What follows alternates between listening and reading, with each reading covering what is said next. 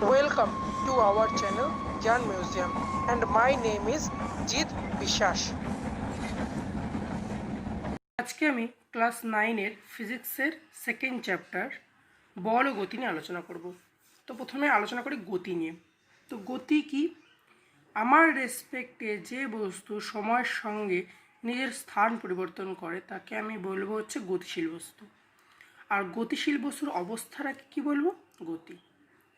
আবার যে বস্তু সময়ের সঙ্গে সঙ্গে নিজের স্থান পরিবর্তন করছে না আমার রেসপেক্টে, সে হচ্ছে স্থির বস্তু। আর তার অবস্থাটা কি? স্থিতি বা রেস্ট। তার মানে আমি কি বললাম যে সবকটাই আমার রেসপেক্টে। স্থিতি হচ্ছে গতির অপোজিট, আর সেটাকে আমি মেনটেন করছি কি, মানে মেজার করছি কীভাবে? আমার রেসপেক্টে সেটা স্থির আছে না গতিশীল আছে। মানে যার রেসপেক্টে আমি মেজার করব যে কোনো বস্তু স্থির না গতিশীল, সেই যার রেসপেক্ট মেজার করলাম তাকে বলবো হচ্ছে নির্দেশ তত্ত্ব বা ফ্রেম অফ রেফারেন্স। এখানে আমি হচ্ছে ফ্রেম অফ রেফারেন্স। সাপোজ আমি যখন একটা রাস্তায় দাঁড়িয়ে আছি এবং আমার সামনে একটা গাছ আর একটা গাড়ি যাচ্ছে, তো গাড়ি আমার রেসপেক্টে গতিশীল, তার মানে গাড়ির অবস্থা কি? গতি। গাছ আমার রেসপেক্টে স্থির, তার মানে তার অবস্থা কি? রেস্ট। আর আমি কি? আমি হচ্ছে ফ্রেম অফ রেফারেন্স। এবার আসি পরম স্থির ও পরম গতিশীল বস্তু নিয়ে। তো পরম স্থির বা পরম গতিশীল বস্তুর মধ্যে পরম স্থিরটা নিয়ে আগে আলোচনা করি। পরম স্থির বস্তু সেই বস্তু যেটা কিনা সবার রেসপেক্টই স্থির, মানে যে কোনো ব্যক্তিই দেখুক না কেন সেটাকে স্থির দেখতে পাবে। তো পরম স্থির বস্তুর এই পৃথিবীতে এক্সিস্টেন্স নেই। কেন নেই? সাপোজ আমি যখন দাঁড়িয়ে দেখছিলাম গাছ আর প্লেন, তো আমি বলছিলাম আমি স্থির, কিন্তু যে ব্যক্তি সূর্যে দাঁড়িয়ে থাকবে সে কি দেখবে? পৃথিবী সূর্যের চারদিকে মুভ করছে, তাই জন্য কী হচ্ছে? আমিও মুভ করছি পৃথিবীর সাথে সাথে, তার মানে আমি স্থির নই।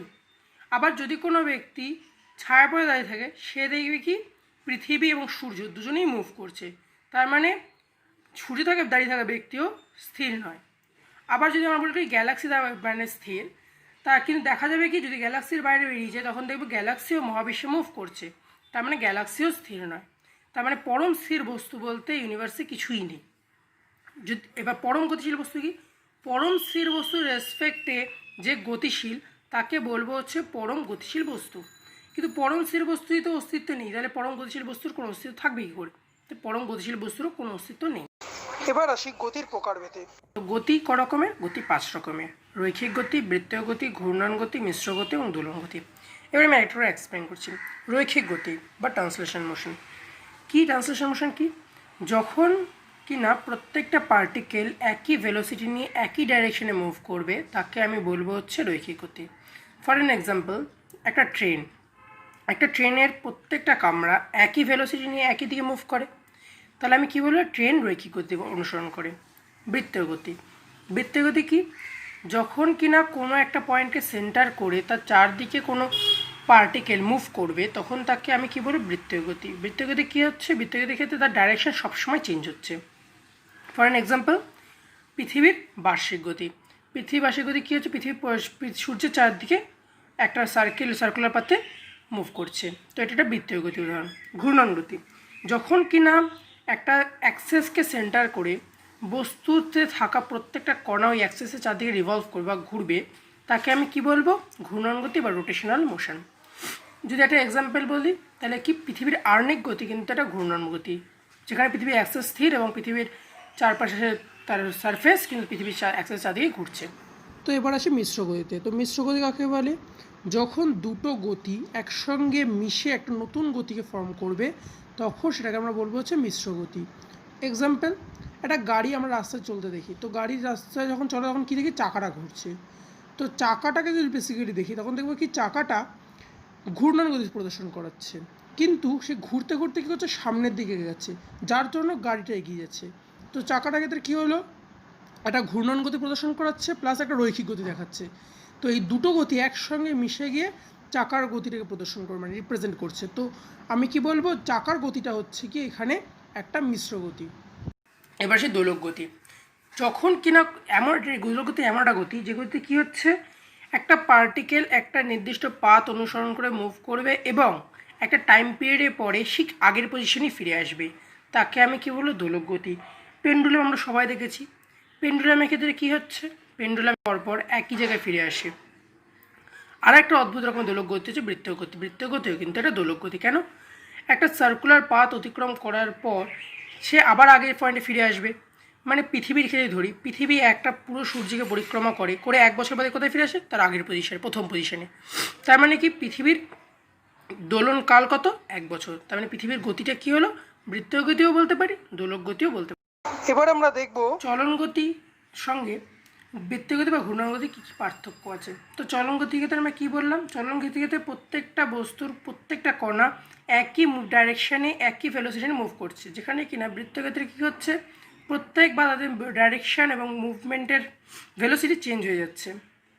আচ্ছা, আর একটা কী জিনিস, চলন গতির ক্ষেত্রে আমরা কী মাপি? দূরত্ব, সরণ মাপতে পারি, বেগ মাপতে পারি। এবার বৃত্তীয় গতি বা ঘূর্ণন গতির ক্ষেত্রে কী মাপবো? দ্রুতি মাপবো আর দূরত্ব মাপবো। ঘূর্ণন গতির ক্ষেত্রে দূরত্ব মাপতে হবে, কারণ অ্যাক্সেস তো মুভই করছে না। আচ্ছা, এবার দূরত্ব, দ্রুতি, বেগ আর সরণ এগুলো নিয়ে পরে আলোচনা করছি। আচ্ছা, বৃত্তের গতি ও ঘূর্ণনের গতির মধ্যে পার্থক্য কী কী দেখি। তো বৃত্তীয় গতির ক্ষেত্রে কী হয়? বৃত্তীয় গতির ক্ষেত্রে একটা সেন্টারকে কেন্দ্র করে ঘুরছে, তার মানে কি বস্তুটা একটা মানে স্থান পরিবর্তন করছে। ঘূর্ণন গতি কী হচ্ছে? বস্তু কোনো স্থান পরিবর্তন করছে না। বৃত্তীয় গতি কী হচ্ছে? বৃত্তীয় গতির ক্ষেত্রে বস্তুর ডাইরেকশন মানে মুভমেন্টের ডাইরেকশন প্রত্যেকবার চেঞ্জ হয়ে যাচ্ছে। ঘূর্ণন গতির ক্ষেত্রে কী হচ্ছে? বস্তুর মুভমেন্টের ডাইরেকশন চেঞ্জ হচ্ছে না, বস্তুর মধ্যে থাকা বিভিন্ন কণাগুলোর মুভমেন্টের ডাইরেকশন চেঞ্জ হচ্ছে, কারণ তার অ্যাক্সেসের চারদিকে ঘুরছে, কিন্তু তার বস্তুগুলোর মধ্যে থাকা কণাগুলোর মুভমেন্টের ডাইরেকশন চেঞ্জ হয়ে যাচ্ছে। এবার দূরত্ব, সরণ, এইটার মধ্যে একটা ডিফারেন্স, এবং দূরত্ব সরণ কাকে বলে একটু বুঝে নিই। তো দূরত্ব কী জিনিস? পি আর কিউ দুটো পয়েন্ট আছে। এবার পি কিউ পয়েন্টে যাওয়ার জন্য, পি থেকে কিউ পয়েন্টে যাওয়ার জন্য আমার কাছে 4টে পথ আছে। আমি যে কোনো পথ দিয়ে যাব এবং যতটা ডিস্টেন্স ট্রাভেল করব সেটা হচ্ছে আমার দূরত্ব। কিন্তু সরণ কোনটা? পি আর কিউ এর মধ্যে যেটা স্মলেস্ট ডিস্টেন্স, সেটাকে আমরা বলবো হচ্ছে সরণ। আচ্ছা, সরণ হচ্ছে এটা কী জিনিস? সরণ হচ্ছে একটা ভেক্টর কোয়ান্টিটি, আর দূরত্ব কি? স্কেলার। একটাই সবসময় মাথায় রাখবে যে সরণ দূরত্ব থেকে ছোট বা দূরত্বের সঙ্গে সমান হতে পারে, কিন্তু দূরত্ব সরণের থেকে সবসময় বেশি বা সমান হবে। এই তিনটে পার্থক্য তুমি লিখে দিতে পারবে। আচ্ছা, এবার দেখি কি দূরত্বের একক কী।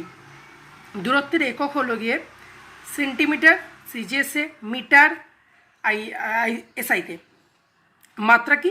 এল। এছাড়াও আমি এই যে বললাম স্কেলার ভেক্টর, তো স্কেলার ভেক্টর নিয়ে আমার একটা ভিডিও আছে, আগের ভিডিওটা, ওটা একবার দেখে নিও। দ্রুতি কি? দ্রুতি মানে হচ্ছে দূরত্ব বাই সময়, মানে একটা সময়ের ডিফারেন্সে সে কতটা দূরত্ব ট্রাভেল করছে সেটাকে আমরা বলবো হচ্ছে দ্রুতি। তো দূরত্ব একটা স্কেলার, তাই দ্রুতিও একটা স্কেলার। বেগ, বেগ কি? বেগ হচ্ছে সরণ বাই সময়, মানে বস্তুটার সময়ের সাথে কতটা ডিসপ্লেসড হচ্ছে সেটা হচ্ছে তার বেগ। সাপোজ বেগ মাপার জন্য সে যদিও ডি পথেও যাক, তাতেও কিন্তু বেগ মাপার জন্য আমি সরণটাকেই নেব, এবং সেই সরণটাকে সে কতটা সময় ট্রাভেল করেছে সেটা দিয়ে ভাগ করব, এবং যেটা পাবো সেটা কিন্তু তার বেগ হবে। তার মানে বেগটা কী হয়ে গেলো? ভেক্টর রাশি। এবার আমি দেখবো যে দ্রুতি আর বেগের মাত্রা কি। দুজনের কিন্তু মাত্রা কিন্তু এক, দুজনের মাত্রা কি? L by T. আর দুজনের একক কি? মিটার পার সেকেন্ড বা সেন্টিমিটার পার সেকেন্ড। এবার আসে হচ্ছে সমদ্রুতি এবং অসমদ্রুতি কি। যদি কোনো বস্তুর দ্রুতি সময়ের সঙ্গে সঙ্গে একই থাকে, অর্থাৎ একই সময়ের অন্তরে সে একই ডিস্টেন্স বারবার ট্রাভেল করছে, তাহলে আমি কী বলবো? সেটা সমদ্রুতিযুক্ত বস্তু। যদি কোনো বস্তুর ক্ষেত্রে কী হয়, একই সময় ইন্টারভেলে সে বিভিন্ন ডিস্টেন্স ট্রাভেল করছে, তাহলে তাকে আমি কী বলবো? অসমদ্রুতিযুক্ত বস্তু। সমবেগ কি? ঠিক সেরকমই, যদি কোনো বস্তু একই সময়ের ডিফারেন্সে সমান পরিমাণ সরণ অতিক্রম করে, অর্থাৎ তার সমান পরিমাণ ডিসপ্লেসমেন্ট হয়, তাহলে আমি কী বলবো? সমবেগ সম্পন্ন বস্তু। যদি কোনো বস্তুর ক্ষেত্রে কী হয়, সময়ের রেসপেক্টে তার ডিসপ্লেসমেন্ট আলাদা আলাদা হয়, তাহলে আমি তাকে কী বলবো? অসমবেগ সম্পন্ন বস্তু। আচ্ছা, এবার দেখি কি দ্রুতি ও বেগের মধ্যে পার্থক্য। তো দ্রুতি আর বেগের মধ্যে পার্থক্য আমরা কী কী বলেছি? দ্রুতি প্রত্যেকটা বস্তুর ক্ষেত্রে থাকবে, সেটা বৃত্তীয় চলনই হোক না কেন, যে কোনো ধরনের মুভমেন্টের ক্ষেত্রেই আমরা দ্রুতি ক্যালকুলেট করতে পারবো, বৃত্তীয় হোক, ঘূর্ণন হোক, রৈখিক হোক। কিন্তু বেগ কী হবে? বেগ কিন্তু আমরা বৃত্তীয় বা ঘূর্ণনের ক্ষেত্রে মেজার করতে পারবো না। আর এটা কি? দ্রুতি হচ্ছে একটা স্কেলার, যেখানে কিনা বেগ হচ্ছে গিয়ে একটা ভেক্টর। দ্রুতি কার উপর ডিপেন্ড করে? দ্রুতি দূরত্বের উপর ডিপেন্ড করে। বেগ কার উপর ডিপেন্ড করে? বেগ সরণের উপর ডিপেন্ড করে। এগুলো হলো পার্থক্য। আচ্ছা, এবার আসি হচ্ছে ত্বরণ। ত্বরণ কি? বেগ পরিবর্তনের হার বাই সময়। বেগ পরিবর্তনের হার মানে কি? সাপোজ একটা বস্তু 0 কিলোমিটার স্পিডে ছিল, মানে সাপোজ আমি বলছি একটা ট্রেন স্টেশনে দাঁড়িয়েছিল। এবার কি হলো? ট্রেন চলতে শুরু করলো, ধীরে ধীরে তার বেগটা বাড়ছে। তার মানে কি সময়ের রেসপেক্টে তার বেগ পরিবর্তিত হচ্ছে। এবার সময়ের সঙ্গে সঙ্গে যখন বেগ পরিবর্তিত হচ্ছে, এই হারটাকে আমি বলবো যে ত্বরণ। মানে সাপোজ যদি একটা ট্রেন প্রথম 0 মানে যখন একদম শুরুতে তার ভেলোসিটি ছিল 0 এবং তার 1 মিনিট বাদে তার ভেলোসিটি হলো 10 এবং তারপর আরও 10 মিনিট বাদে তার ভেলোসিটি হয়ে গেল 20, তাহলে আমি কি বলবো? ত্বরণের মান কত? 10 - 0, মানে বেগ পরিবর্তন কত হয়েছে? ভি হচ্ছে তোর আপনার আগের মানে পরবর্তী বেগ, আর ইউ হচ্ছে প্রাথমিক বেগ। তাহলে ইউ তো 0 আর ভি হচ্ছে 10, তার মানে 10 - 0, আর টি হচ্ছে 1 মিনিট।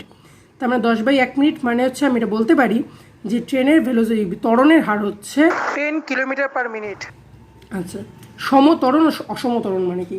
সাপোজ যদি কোনো ভেলোসিটি এরকমভাবে বাড়ে যে প্রথম 1 মিনিটে তার 10 হলো, পরের মিনিটে তার 20 হলো, তার পরের মিনিটে তার 30 হলো, তাহলে কী হচ্ছে? প্রত্যেক মিনিটে তার বেগ পরিবর্তনের হারটা কিন্তু একই 10। কিন্তু অসমত্বরণ কখন? যখন কি না তার বেগ পরিবর্তনের হার বিভিন্ন। প্রথম মিনিটে সে 5 কিলোমিটার পার সেকেন্ড হলো, তার পরের মিনিটে সে 15 কিলোমিটার পার সেকেন্ড হলো, তার পরের মিনিটে সে আবার 14 কিলোমিটার পার সেকেন্ড হলো। এরকম যদি বারবার ভেলোসিটি মানে বেগ পরিবর্তনের হার যদি চেঞ্জ হতে থাকে, তখন তাকে আমি কী বলবো? অসমত্বরণ। মন্দন কি? বেগের এই ত্বরণের ঠিক অপোজিট হলো মন্দন। মন্দনের ক্ষেত্রে কী হয়? সাপোজ একটা ট্রেন যখন যাচ্ছে এবং সামনে স্টেশন এসে যায়, তখন কি করে? তখন ট্রেন ব্রেক মারে। এবার ব্রেক মেরে কী করে? আস্তে আস্তে ট্রেন থামে। তাহলে কী হলো? এখানে বেগ পরিবর্তন হচ্ছে, কিন্তু বেগ পরিবর্তন হচ্ছে কি অপোজিট সেন্সে। মানে আগে যেমন বেগটা বাড়ছিল, ত্বরণের ক্ষেত্রে প্রাথমিক বেগের থেকে অন্তিম বেগ বেশি হচ্ছিল, এখানে প্রাথমিক বেগটা বেশি এবং অন্তিম বেগটা কম। তার মানে কি এটা মাইনাস অফ ত্বরণ, মানে অপোজিট অফ ত্বরণ। তো এটা কী করবে? আস্তে আস্তে ভ্যালুসিটা কমাতে কমাতে কমাতে কমাতে 0 আনতে পারে, এবং যদি আমার মনে না হয় 0 না আনবো, তাহলে অন্য একটা ভ্যালুসিটি অ্যাচিভ করতে পারি। আচ্ছা, এবার আমরা দেখব বেগ, সময়, লেখচিত্র এবং বিভিন্ন তার প্রমাণগুলো। প্রথম গতিসূত্র নিয়ে আলোচনা করি। তো প্রথম গতিসূত্রটা কি? এস ইকুয়াল টু ভিটি। এসটা কি? এস হচ্ছে সরণ, আর ভিটি মানে ভি হচ্ছে ভেলোসিটি, আর টি হচ্ছে টাইম। এবার ধরি যদি কোনো বস্তু এটা সমবেগে গতিশীল, তাহলে সমবেগে গতিশীল বস্তুর গ্রাফটা কীরকম হবে? এরকম।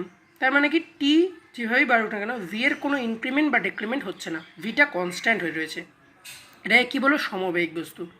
এবার এস মানে সরণ। সরণ সবসময় মাথায় রাখবে, সরণ সবসময় এই গ্রাফটার মধ্যে যে ক্ষেত্রফলটা হবে এটাই হচ্ছে তার সরণ। তো এবার আমি কি বলছি? ও এ বা বিসি এই দুটোই ভি। ভি মানে কি? ভেলোসিটি। মানে ভেলোসিটি যেহেতু দুদিকে কনস্ট্যান্ট, ভেলোসিটি কোনো চেঞ্জ হয়নি, তার মানে এদিকে ভেলোসিটি যা মান হবে এদিকেও ভেলোসিটির তাই মানই হবে। এবার কি বলছি? সরণ ইকুয়াল টু হচ্ছে এ বি সি ও, এই যে চতুর্ভুজটা আছে এই চতুর্ভুজের ক্ষেত্রফল। এবার আমরা সিম্পলি দেখতে পাচ্ছি চতুর্ভুজটা আয়তক্ষেত্র, এবং চতুর্ভুজের ক্ষেত্রফলটা কী হবে? প্রস্থ ইন্টু দৈর্ঘ্য। তো প্রস্থটা কি? প্রস্থটা হচ্ছে এখানে ও এ, আর দৈর্ঘ্যটা কি? ও সি। দুটো মিলে কি হচ্ছে? এখান থেকে আমি ভি পাচ্ছি প্রস্থ, আর দৈর্ঘ্য কী পাচ্ছি? টি। তার মানে এস, এস মানে সরণ, যেটা হচ্ছে ক্ষেত্রফল। তাহলে সেটা কী হয়ে গেল? এস ইকুয়াল টু ভিটি। ফার্স্টটা আমরা প্রুফ করলাম। এবার সেকেন্ড কি আছে? সেকেন্ড ডেটটা আছে হচ্ছে V equal to you plus A T. মানে ধরে নেব যে কোনো একটা বস্তু সমত্বরণে গতিশীল। সমত্বরণে গতিশীলটা কি? মানে কোনো একটা বস্তু, আমি একটু সমত্বরণটা এক্সপ্লেন করছিলাম যে যখন কিনা বেগ বৃদ্ধির হারটা ইকুয়াল আছে, সেটাকে আমরা বলবো সমত্বরণ। ধরে নিলাম প্রাথমিক বেগ তার ইউ। প্রাথমিক বেগ ইউ মানে সে যখন কিনা যেখান থেকে অ্যাক্সেলারেট করছে সেই পয়েন্টের ভেলোসিটি ছিল ইউ, এবং তারপর অ্যাক্সেলারেট করেছে কতক্ষণ ধরে অ্যাক্সেলারেট করেছে? টি টাইম ধরে। ভি মানে হচ্ছে তার অন্তিম ভেলোসিটি, মানে এইটা। তার মানে কি বলছি? ভেলোসিটি মানে অন্তিম বেগ হচ্ছে বিডি, আর যেখানে কিনা প্রাথমিক বেগ হচ্ছে এও। এবার আমাকে কি করতে হবে? ভিটা প্রমাণ করতে হবে। V equals to you plus A T. A T হচ্ছে এর নতি। নতি মানে কি? লম্ব বাই ভূমি। আচ্ছা, এবার আসে হচ্ছে ওয়ে। ওয়ে হচ্ছে প্রাথমিক বেগ, এবং যদি কিনা অ্যাক্সেলারেট না হতো তাহলে তার অন্তিম বেগ কী হতো? সিডি। তাহলে এই দুটোর ভ্যালু কত হচ্ছে ইউ, তার মানে এই পরিমাণটা আমি মেজার করতে পারলাম, এটা হচ্ছে ইউ। আচ্ছা, এবার ত্বরণ থেকে কী পাচ্ছি, ত্বরণ হচ্ছে এ ইকুয়াল টু কী হচ্ছে এবি রেখার নতি, এই যে এই রেখাটার নতিমা, এই রেখাটা কী হারে বৃদ্ধি পেয়েছে, কারণ ত্বরণ মানে আমরা কী জানি যে বেগ বৃদ্ধির হার, তার মানে কী হারে এই রেখাটা বৃদ্ধি পেয়েছে, বেগ কীভাবে বৃদ্ধি পেয়েছে সেই হারটাই হচ্ছে নতি, তার মানে নতি থেকে আমি কী পাচ্ছি লম্ব, লম্ব মানে হচ্ছে বিসি, আর তার পাশে ভূমি, ভূমি মানে হচ্ছে এ আর সি। তো এবার এসি হচ্ছে টি, কারণ ওডি আর এসি ইকুয়াল, তার মানে এসি হচ্ছে টি, তারপরে কী হলো নতি মানে এ, নতি হচ্ছে এ মানে ত্বরণ, ইকুয়াল টু হলো বিসি বাই টি। তাহলে আমি কী পাবো এখান থেকে বিসি ইকুয়াল টু কী পাচ্ছি এটি, মানে এখান থেকে যে টিটা সেই টিটা এখানে চলে গেল, তাহলে বিসি ইকুয়াল টু এটি। এবার আমার কী বলতে হবে অন্তিম বেগ, অন্তিম বেগ আমি কী বললাম, অন্তিম বেগ হচ্ছে বি আর ডি। তো অন্তিম বেগ বি আর ডি ইকুয়াল টু কী হচ্ছে বিসি মানে এটা প্লাস সিডি মানে এইটুকু। তো সিডি আমি কী বের করেছি ইউ, আমি বলেছিলাম যে যদি বেগ বৃদ্ধি না হতো তাহলে এটা এক হতো, তাহলে কী হয়ে গেলো v equal to you plus কী হলো ইস বিসি, বিসিটা আমি আগে বের করেছি বিসি ইকুয়াল টু এটি, তাহলে বিসি ইকুয়াল টু এটি বসে গেল। এবার আসছে হচ্ছে আর একটা তৃতীয় ফর্মুলা, তৃতীয় ফর্মুলাকে দুভাগে ভাগ করেছি, যখন কি না বস্তুর প্রাথমিক বেগ জিরো, ধরে আমি এটা ইয়ে করছি, তো বস্তুর প্রাথমিক বেগ জিরো হচ্ছে মানে এইটারই কিন্তু ইউটা জিরো হয়ে গেল। তো এটার ক্ষেত্রে কী হচ্ছে যখন জিরো হচ্ছে তার সমত্বরণে গতিশীল, সমত্বরণে গতিশীল মানে এটা হচ্ছে তার ইনক্রিমেন্ট হার। এবার আমি কি বলেছি সরণ, মানে এস ইকুয়াল টু সরণ, আমি কি জানি সরণ মানে হচ্ছে তার ক্ষেত্রফল, তো ক্ষেত্রফল মানে আমি এখানে কি বলতে পারি ত্রিভুজ এ বি সি, এই যে ত্রিভুজটা এই ত্রিভুজটার ক্ষেত্রফলই হচ্ছে এই টোটাল সরণ, মানে এই টি টাইমে একটা পার্টিকেলটি কতটা সরণ অতিক্রম করবে যখন তার অ্যাক্সেলারেশন এ হবে সেটা কত এস ইকুয়াল টু হাফ, এটি কোথেকে পেলাম ত্রিভুজের ক্ষেত্রফল বলেছে। এবার ত্রিভুজের ক্ষেত্রফল মানে কি হাফ ইন্টু ভূমি ইন্টু উচ্চতা, তো হাফ ইন্টু ভূমি ইন্টু উচ্চতা, এবার ভূমি কি ওসি, যার ভ্যালু কত ভ্যালু হচ্ছে টি, সরি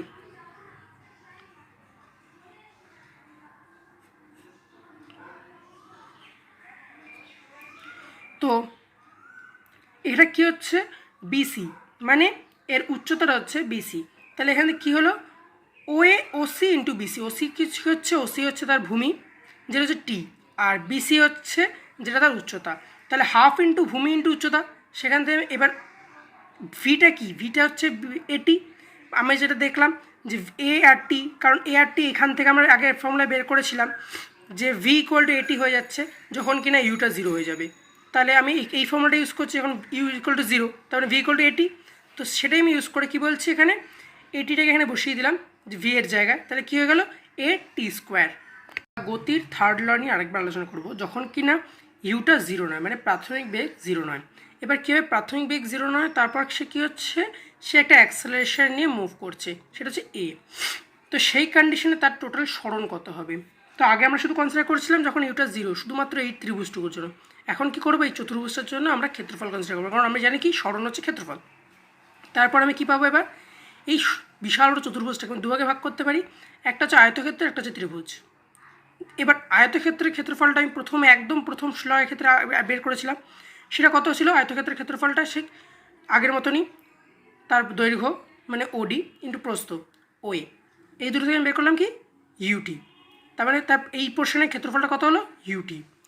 এবার করবো কি হচ্ছে ত্রিভুজের ক্ষেত্রফল, ত্রিভুজের ক্ষেত্রফল এর আগের বের করেছিলাম যে এবিসি ত্রিভুজের ক্ষেত্রফল কত ছিল হাফ এটি স্কোয়ার, ঠিক যেভাবে বের করেছিলাম যে সেখানে তোর আপনার ভূমি হচ্ছে টি আর উচ্চতা হচ্ছে কত বিসি মানে এটি, এখান থেকে বের করছি যে হাফ এটি স্কোয়ার। এবার টোটাল ক্ষেত্রফলটা কত হবে এই ত্রিভুজের ক্ষেত্রফল প্লাস আয়তক্ষেত্রের ক্ষেত্রফল, তার মানে সেই টোটাল হচ্ছে U T plus half A T square, তাহলে আমার এই থার্ড লটা প্রুভ হয়ে গেল যে S equal to U T plus half A T square. তার মানে এই একই ল দুটোর ক্ষেত্রে একই ল বাস্তবে হচ্ছে ইউ যখন প্রাথমিক বেগ আছে যখন প্রাথমিক বেগ জিরো তখন কিন্তু শুধু এটা থাকবে না, শুধু এই পোর্শনটা থাকবে পরের পোর্শনটা। আচ্ছা এবার আসবো হচ্ছে লাস্ট ল, সেটা হচ্ছে আমাদের চতুর্থ ল। চতুর্থ লটা কি V square equal to U square plus 2as, এটা কোত্থেকে এলো আমরা এটা থার্ড লটা বাস্তবে এই ফোর্থ লটা হচ্ছে বাস্তবে আমাদের এতক্ষণ যে তিনটে ল নিয়ে আলোচনা করছিলাম তাদেরই একটা কম্বাইন্ড ফর্ম হচ্ছে এই লটা। তো থার্ড লটা কীভাবে থার্ড ল থেকে আমরা কী পাচ্ছি হচ্ছে S equal to U T plus half A T square. এবার আমি কি হাফটাকে কমন নিলাম, হাফটা কমন নিলে কী হবে, 2u। আমাকে সবসময় মাথায় রাখতে হবে যখন কিনা আমি আমি এখান থেকে আবার আগের স্টেপে ফিরে যেতে পারি। যদি আমি এবার হাফটা এখান থেকে বের করলাম, যে আবার হাফটা আমি ঠিক আছে কিনা চেক করার জন্য আমি করতে পারি হাফ দিয়ে গুণ করব। আমি আগের ফর্মে ফিরে যাচ্ছি, হ্যাঁ ফিরে যাচ্ছি, তার মানে এটা আমার রাইট মুভ। তাহলে আমি কী করলাম, হাফটাকে বের করে দিলাম, তাহলে কী হলো 2u প্লাস এটি, আর টি একটা টি বাইরে বেরিয়ে গেলো, এখানে টি স্কোয়ার ছিল সরি। তো এখান থেকে কী হলো, একটা টি বেরিয়ে গেল। এবার আমার কাছে কী রয়েছে, এবার 2u প্লাস এটি, বাইরে একটা টি। এবার আমি কি করলাম, আবার এই ইউটাকে দুভাগে ভাগ করলাম, ইউ প্লাস ইউ। এই 2uটাকে আমি ইউ প্লাস ইউ লিখতেই পারি। এইবার আমি যদি কনসিডার করি সেকেন্ড লকে, সেকেন্ড ল থেকে আমি কী পাচ্ছি, V equal to you plus A T. আমি সেটাকে এখানে ইউজ করলাম, কী করলাম, ইউ প্লাস এটির জায়গায় ভি বসিয়ে দিলাম। তাহলে কী হয়ে গেলো, half equal to you plus v ব্যাকেটের ভেতরে আর বাইরে টি। এবার কি করলাম, এই যে সেকেন্ড ল থেকে আমি আরেকটা জিনিস বের করছি, u equal to v equal to you plus at. তার মানে কী হচ্ছে, at equals to v minus u, আর টি ইকুয়াল টু কী হচ্ছে, v minus u by a. এখানে বেসিক্যালি আমি টি এর ভ্যালুটা বের করলাম, টি এর যে ভ্যালুটা বের করলাম সেটাকে আমি এখানে বসিয়ে দিলাম। তাহলে কি হয়ে গেল, half into U plus V ব্র্যাকেটের ভেতরে ভি মাইনাস ইউ আর নিচে এ। এবার আমি কি করছি, পুরো গুণ করে দিচ্ছি। গুণ করলে কি পাবো, 2a নিচে চলে এলো, আর ওপরটা কী হচ্ছে, ওপরে ফর্মুলা যদি আমি দেখি a minus B into A plus B, এরকম একটা ফর্মে রয়েছে। তো আমি কী বলতে পারি, A square minus B square ফর্মে রয়েছে। তাহলে আমি কী করলাম, ভিটা যেহেতু দু জায়গায় পজিটিভ, ভি স্কোয়ার আসবে, এখানে মাইনাস আছে মানে মাঝখানে ইউ এর আগে, তাহলে মাইনাস ইউ স্কোয়ার। এটা just a minus B, A square minus B স্কোয়ারের ফর্মুলা এটা। এবার কী করলাম, 2aটাকে এবারে গিয়ে গুণ করে দিলাম, তাহলে কী পেয়ে গেলাম, V square minus square equal two 2as।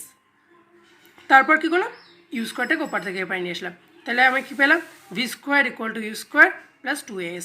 এটা কি, এটা হচ্ছে আমার ফোর্থ ল। এবার আমি গতি নিয়ে সবকটা সূত্র অলরেডি ডিসকাস করেছি। এবার আমি কী করব, অঙ্ক কিছু দেখব।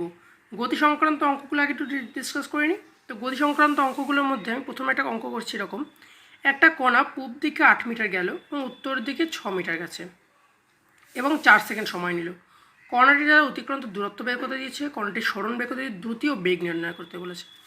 তো আমি যদি এখন দেখি সে কোথায় গেছে, ইস্টের দিকে কত মিটার গেছে, 8 মিটার, আর নর্থের দিকে কত মিটার গেছে, 6 মিটার। তার মানে বস্তুটা ট্রাভেল করেছে এ বি, বি থেকে সি এই পথে। এবার তার মানে সরণটা কোনটা, এ সি, আর দূরত্ব কোনটা, এ বি প্লাস বিসি।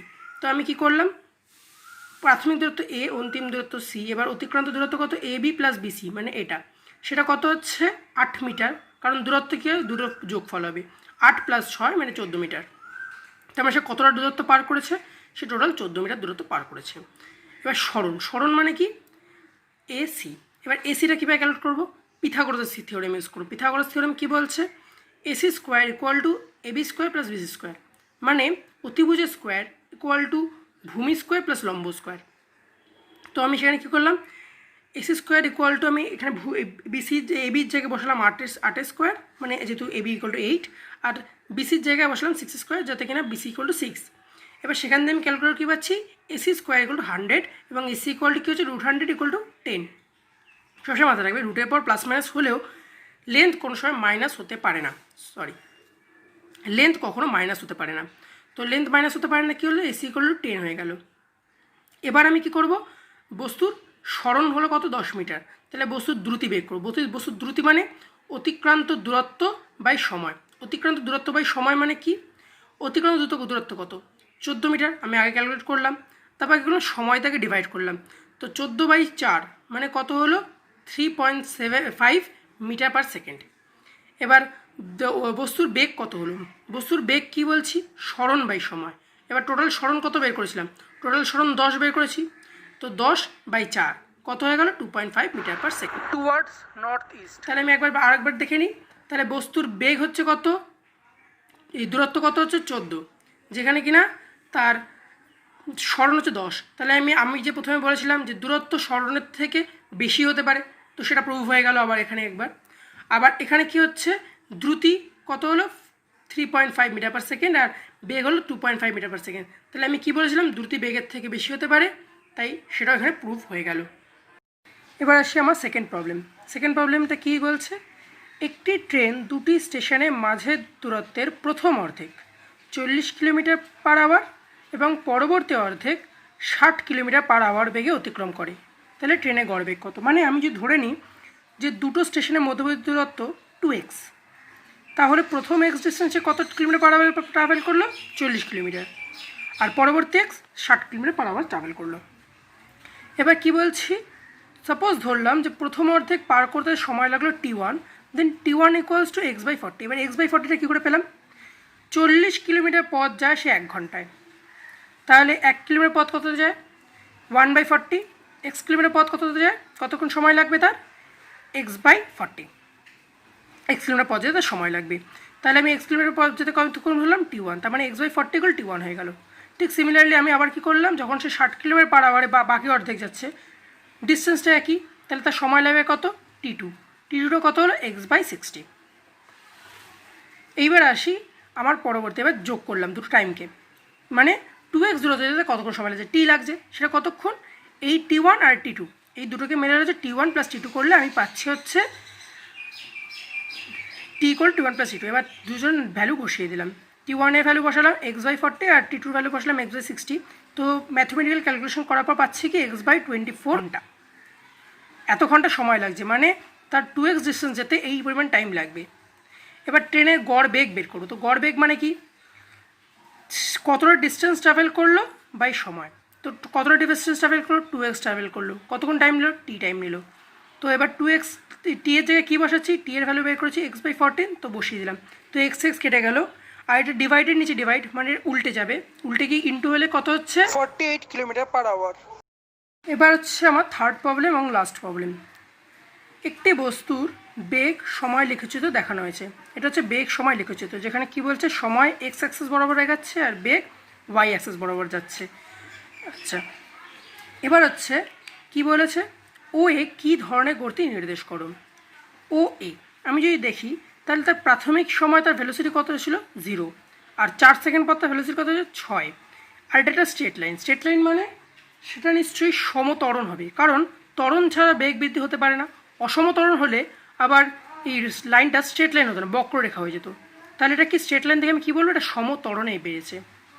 তাহলে এসি কী ধরনের গতি নির্দেশ করে? এসি এই ওয়ে সমত্বরণের গতি নির্দেশ করে। এবার কি বলছে, এ বি কী ধরনের গতি নির্দেশ করে? এ আর বি মানে 4 সেকেন্ড থেকে 10 সেকেন্ডের মধ্যে এখানে কিন্তু কোনো পরিমাণের ভেলোসিটি চেঞ্জ হয়নি। প্রথম দিকে 6 ছিল এবং পরেও 6 ছিল, তার মানে ভেলোসিটি যদি চেঞ্জ হয়নি, তার মানে এটা কী ভেলোসিটি? সমবেগে গতিশীল। মানে এই 4 থেকে 10 পর্যন্ত এই টাইম পিরিয়ডে কোনো প্রকার ভেলোসিটি ডিফারেন্স হয়নি। এবার আসছে কি, বিসি কী ধরনের গতি নির্দেশ করে। তো বিসি কী বলছে, একটা স্ট্রেট লাইনে গ্রাফটা নিচের দিকে নামছে এবং ভেলোসিটি নামতে নামতে কত হলো? 0 হয়ে গেল। তার মানে এই ভেলোসিটি কমছে, মানে এটা কী ধরনের গতি? মন্দন। আর স্ট্রেট লাইন থেকে কী বলবো? এটা সমমন্দন। তার মানে লাস্টের এই বিসি অংশটা কী বোঝাচ্ছে? সমমন্দনে গতিশীল বস্তুটি। এবার কী বলছে, বস্তুর ত্বরণ কত, বস্তুর মন্দন কত, আর ও সি পর্যন্ত বস্তুটি কী পরিমাণ দূরত্ব অতিক্রম করে। এবার এটা হচ্ছে আমি করি, বস্তুর ত্বরণ মানে তার প্রাথমিক বেগ মাইনাস অন্তিম বেগ। এই অন্তিম বেগ মাইনাস প্রাথমিক বেগ। অন্তিম বেগ কত? 6। কেন? ভিটা এখন লাস্ট কত ছিল? 6। আর অন্তিম বেগ প্রাথমিক বেগ কত ছিল? প্রাথমিক বেগ 0 ছিল। তাহলে 6 সেন্টিমিটার, এই 6 মিটার/সেকেন্ড, আর এটা 0। আর টিটা কত হচ্ছে? 0 থেকে 4। টাইমে কত সেকেন্ড সময় নিল? 4 সেকেন্ড। তাহলে এখানে ত্বরণ কত বেরোচ্ছে? 1.5 মিটার/সেকেন্ড²। এবার আছে বস্তুর মন্দন। বস্তুর মন্দন পার্ট কোনটা? বিসি। এবার এটা করতে কতক্ষণ সময় লাগছে? 16 সেকেন্ড মাইনাস 10 সেকেন্ড, এই টাইম পিরিয়ডটা, সেটা কত হচ্ছে? 6 সেকেন্ড। আর এখানে কি হচ্ছে, মন্দনের ক্ষেত্রে আমি আগেই বলেছি যে এখানে কি হয়, প্রাথমিক বেগটা বেশি থাকে আর অন্তিম বেগটা কম থাকছে। তো প্রাথমিক বেগ মাইনাস অন্তিম বেগ, তো প্রাথমিক বেগ কত ছিল? 6 মিটার/সেকেন্ড, অন্তিম বেগ 0। তার মানে কত হয়ে গেল মন্দনের হার? 1 মিটার/সেকেন্ড²। তার মানে কি, এই এখানে 1.5 মিটার/সেকেন্ড স্পিড নিয়েও ভেলোসিটি বাড়িয়েছে, কিন্তু এখানে কিন্তু 1 মিটার/সেকেন্ড² ভেলোসিটি নিয়ে ও ভেলোসিটি কমে গেছে। এবার হচ্ছে বস্তুর অতিক্রান্ত দূরত্ব। দূরত্ব বা সরণ আমি কি বলেছি, এই গ্রাফটার আন্ডারে যে পরিমাণ ক্ষেত্রফল থাকবে সেটাই হচ্ছে তার দূরত্ব বা সরণ। এবার এখানে কি বলছে, ও এ বি সি, এটা একটা বড় চতুর্ভুজ। এটাকে আমি 3টে ভাগে ভাগ করলাম। এই একটা ত্রিভুজ, এই একটা ত্রিভুজ, আর এটা হচ্ছে একটা আয়তক্ষেত্র। তো এবার ত্রিভুজের ফর্মুলা কী আছে, হাফ ইন্টু ভূমি ইন্টু উচ্চতা। তো ভূমি এখানে 4 আর উচ্চতা কত আছে 6 দেওয়া আছে। তো হাফ ইন্টু ভূমি উচ্চতা করে আমি কী পাচ্ছি এখান থেকে 12। তারপরের টার্মটা কী আছে, তারপরের পার্টটা হচ্ছে এই চতুর্ভুজের প্রস্থ কত 10 - 4, এটা হচ্ছে প্রস্থ। তাহলে কী হলো 10 - 4 হয়ে গেল। আর উচ্চতা তো একই আছে 6, তার মানে এখানে 6 হলো। এবার সেখান থেকে কী ক্যালকুলেট করে পাচ্ছি 10 - 6, 6 × 6 = 36 হলো এখানে। এবার আসছে আবার একটা পরের ত্রিভুজ, সেখানে হচ্ছে হাফ ইন্টু ভূমি ইন্টু উচ্চতা। তো ভূমিটা কত 16 - 10, 16 - 10 কেন, এখানে ভূমিটা যদি দেখা যায় তো 16 হচ্ছে এর ভূমি, আর -10 কারণ এই টাইমটা পার করে দিয়েছে, মানে এইটুকু টাইম পিরিয়ড মানে 6 সেকেন্ড। তো এখানে 6 আর এর ম্যাক্সিমাম স্পিড মানে হাইটটা কত ছিল 6 ছিল, তো উচ্চতার জায়গায় 6 পড়লো। তাহলে কত হলো এটা 6 - 2 3, আর 3 × 6 = 18। এবার এই তিনটাকে সাম করে কত পাচ্ছি 66 মিটার। তার মানে কি এই টোটাল 16 সেকেন্ডে বস্তুটা প্রথমে 1.5 মিটার পার সেকেন্ড স্কোয়ার ত্বরণ নিয়ে স্পিড বাড়ালো, 6 kilometre per second speed gain করলো। তারপর 4 থেকে 10 সেকেন্ড পর্যন্ত সে নিজের ভেলোসিটি কনস্ট্যান্ট রাখলো, এবং তারপর সে কী করলো 10 সেকেন্ডের পর থেকে 16 সেকেন্ড পর্যন্ত নিজের ভেলোসিটিটা কমালো কত করে 1 মিটার পার সেকেন্ড স্কোয়ার এই মন্দনে। এইভাবে কমানোর পর কী হলো, সে টোটাল ডিস্টেন্স ট্রাভেল করলো 66 মিটার। তো এটা ছিল আমার গতি সংক্রান্ত ভিডিও। এরপর আমি বল নিয়ে আবার পরের ভিডিওতে আলোচনা করবো। ওই ভিডিওটা কিছুদিন আমার চলে আসবে। যদি কোনো অঙ্ক ডাউট থাকে আমাকে কমেন্টে জানিও, আমি অবশ্যই রিপ্লাই দিয়ে দেবো। ভিডিওটা ভালো লাগে তাহলে প্লিজ লাইক করো, শেয়ার করো আর সাবস্ক্রাইব করো আমাদের চ্যানেলে নতুন আপডেট পাওয়ার জন্য।